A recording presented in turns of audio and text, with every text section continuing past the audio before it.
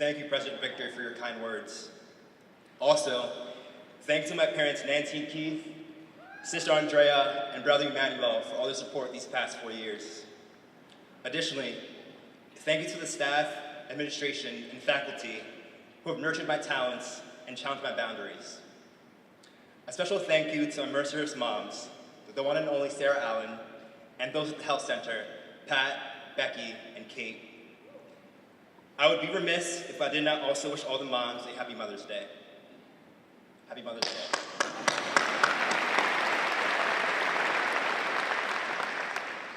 Last but not least, thank you to the class of 2018 for allowing me to speak on your behalf. Though I'm honored to represent you all today, when President Victor first told me I was the Carpe Diem awardee, I wasn't sure how I could do justice to the 4 years we'd spent at the Hearst. How could I put into words your feelings of laying eyes on the front gates for the first time? You wondering if during your car ride nap to campus, you'd been transported to the Harry Potter universe and would enter through the gates to join the other wizards of Hogwarts. How could I put into words your excitement of unloading the car on Muthan Day, saying your first hello to the strangers who become your closest friends? How could I put into words your feelings of seeing your parents drive away and realizing there was no parental supervision, and you could do near anything you please, so you took a nap? Finding the words for today was not easy.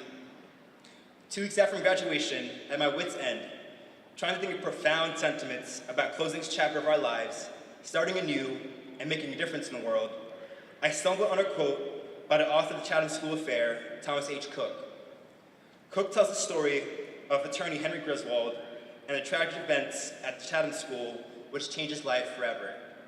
Cook says, "Life to me is defined by uncertainty. Uncertainty is the state in which we live, and there's no way to outfox it." Thinking about this quote, I began to reflect on all the uncertainty that filled the past 4 years. Uncertain situations that helped or stood in the way of getting to this moment. I want to acknowledge all the uncertainties we've not outfoxed or overcome through our tireless work and commitment to our goals. Please, graduates, raise your hand if any of the following statements pertain to you. Raise your hand if you remember how you felt when you received your Mercyhurst acceptance letter. If you're still friends with the people you met on Muthan Day and Welcome Week, raise your hand. That's good. Raise your hand if you came to Mercyhurst knowing exactly what you wanted to major in. Raise your hand if you came to Mercyhurst undecided. Fair number. Raise your hand if you changed your major at least once. I'm in that boat as well.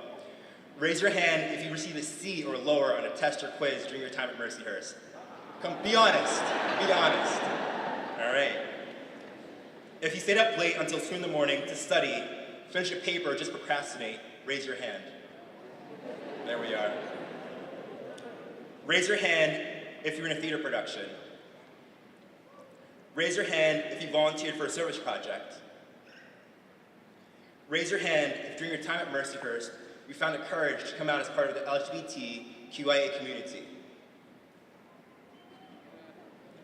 Please raise your hand if you're a first-generation college student.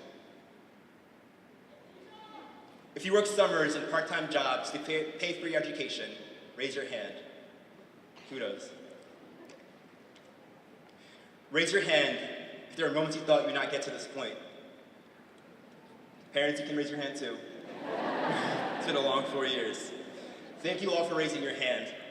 Whether you recognize it or not, every moment of the past 4 years has been filled with uncertainty. The uncertain outcome of a decision you made, or the uncertainty of how a moment would develop. Though Cook is correct in saying we cannot outfox the uncertainty of life, he does not tell us how to live with it. In my 4 years on the Hill, I have learned you thrive in the uncertainty of life by learning to boldly stand at its brink. Standing at the brink of the endless potential of life that could come. Standing at the brink, I joined clubs which fed my passions and introduced me to others who shared similar interests. Boldly standing at the brink, I took on leadership roles which pushed me to mature. And now, confidently standing at the brink, I have surpassed my limits and learned serving others is more than volunteering my time, but also my talents. I have not done this alone. Over these 4 years, we've all learned to confidently stand at the brink, because we face the question of how. How will I wake up at 8 a.m. to go to a bio lab or a chem lab? How will I make new friends with the other landy-wearing freshmen? How will I have ballet, jazz, modern, kinesiology, physiology, then 2 rehearsals, and then dance team practice? Come on, dancers, you know what I'm talking about. Or how do the Lakers beat Gannon 22-24 this year's homecoming?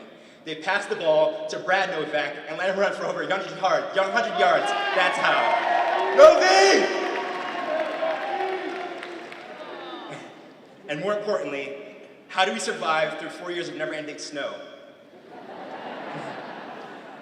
Like the Sisters of Mercy, who in good faith braved uncertainty of founding this university by seizing the opportunities afforded to them and working tirelessly to bring their vision to fruition, like them, we've undoubtedly surmounted these questions of how by learning to boldly stand at the brink. In life, just like at Mercyhurst, we'll encounter the question of how. We will be pushed to the brink, and we will encounter uncertainty. Some will face more brave instances than others, and the answer to the question of how may take time to discover. But do not become paralyzed by the circumstances of life. Remember all you've done at Mercyhurst.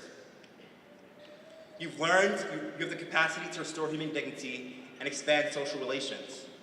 You have learned you are a steward of the global community.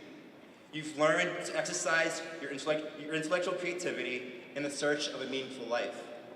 You've learned the importance of self-reflection and balancing the mind, body, and spirit. And you've learned the impact that being ambassadors of service can have in our community. So to conclude, I offer an amendment to Cook's quote. Life to me is defined by uncertainty. Uncertainty is a state in which we live, and there's no way to outfox it. But we're able to thrive in this uncertainty by confidently standing at the brink.